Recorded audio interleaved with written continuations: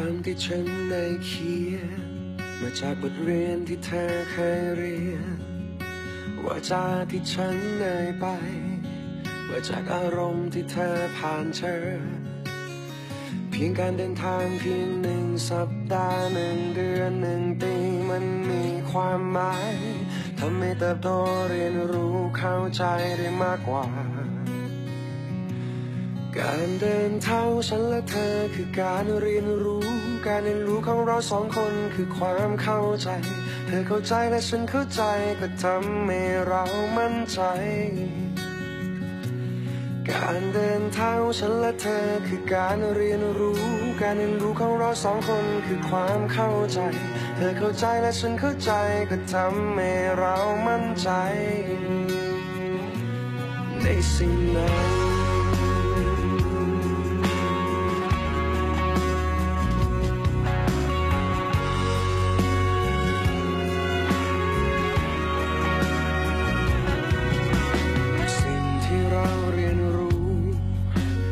เสริมต่อการก้าวเดินเรื่องราวที่เราเผชิญอยู่ที่เราเข้าใจมันไหมเพียงการเดินทางเพียง1 สัปดาห์1 เดือน1 ปีมันมีความหมาย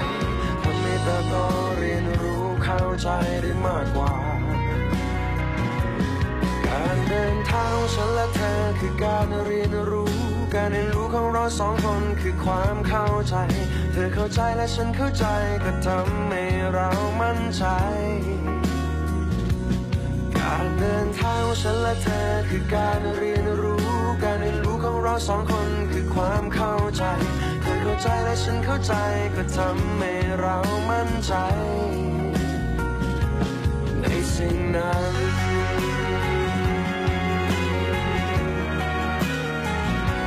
ในความรัก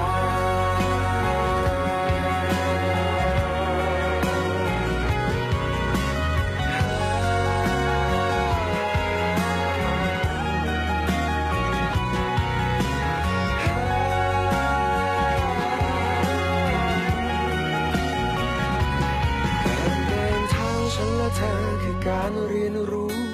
นรู้ของเรา2 คนคือความเข้าใจ